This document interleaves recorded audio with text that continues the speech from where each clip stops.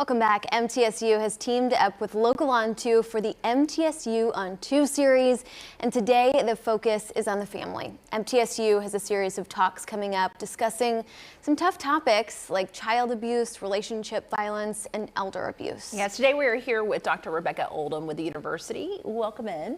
Hi, great. Nice to have you. Thank you. As tough as these topics are to have, they are necessary. Yeah. Explain why.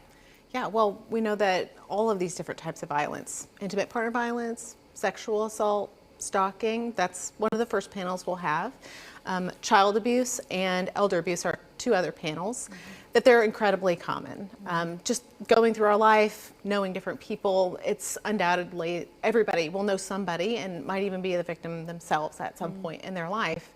And so whether you are the victim or you know somebody who has experienced one or more of these kinds of abuse, we want to be prepared to be proactive and be really effective support for them whenever they need us. Yeah. You know, I think these topics are so hard to discuss because we want to shy away. We don't want to accept that it's real, but it is a very real thing. And we can do something about it. So what do you hope that these attendees learn from these panels? I think really there are four things we try and hit on with all of our different panelists. One is we want to think about prevention. What can we do on the front end to try and make this happen the least as possible, right? Yeah. But then it is inevitably going to happen. We can't prevent it entirely. So what do we do? How do we intervene when we're the victim or someone that we know and we love is the victim of one of these kinds of abuse? The second is how do we respond, right? Or how do we identify it? Sorry, how do we identify it? What are the signs that this is going on? And then how do we respond when it does happen? And the fourth thing is what are the resources available? Yeah. Because when you are in the midst of a trauma response, it can be really shocking when somebody reveals to you that this has happened. Knowing these kinds of things up front can make us more prepared to act effectively in that moment of crisis. What would you say are some common misconceptions about family violence? I think one that kind of cuts across a lot of these different types of violence that we're going to talk about is when we think about violence and abuse, sometimes we're really heavily focused on the physical violence aspect.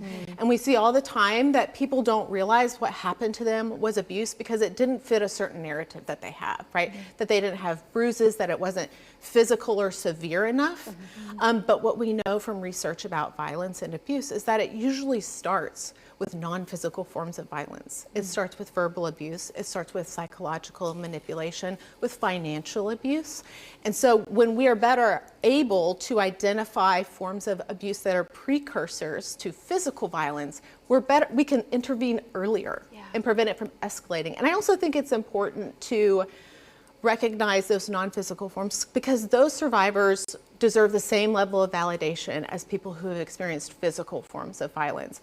So expanding our narratives about what violence counts, right? It doesn't have to be physical, severe. It doesn't have to be broken bones and bruises.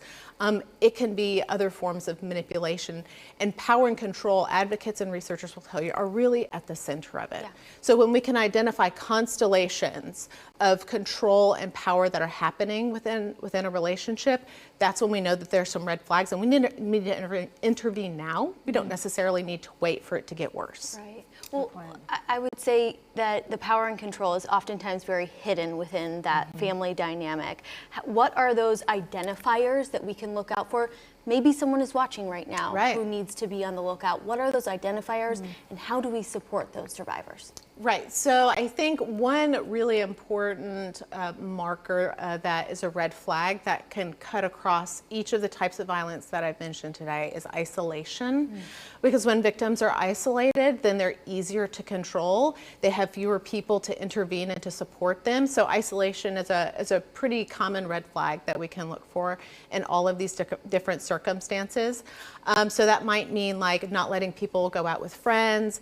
We know that people who are older adults and people with mental disabilities are higher rates of victimization because they're more likely to be isolated and because people don't believe them when they report.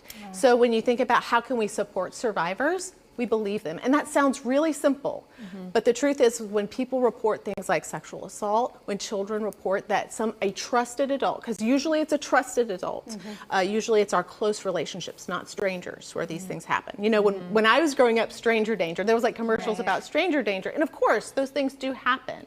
But the vast majority of cases, if we're talking about adult relationships, children, elders, it's the close relationships. Yeah. It's the people that we trust in our personal lives and in the community. So when people report, there's a lot of pushback. There's like, oh, I don't believe that. You know, my boyfriend did that to you, or that your minister did that to you, or that your teacher or your coach or your uncle, you know, that they abuse you, or that your grandchildren, right? If you're an older adult, it's people who have access to our hearts, to our bank accounts, to our bodies.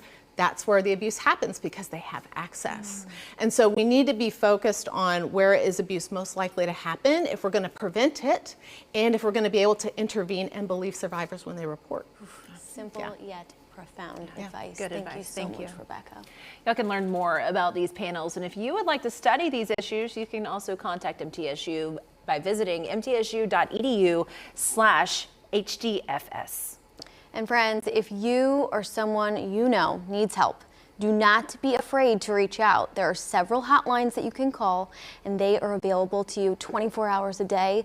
The domestic violence hotline can be found at 1-800-799-7233. And the crisis line here in Nashville is 615-896-2012. We'll have more Local on 2 right after this.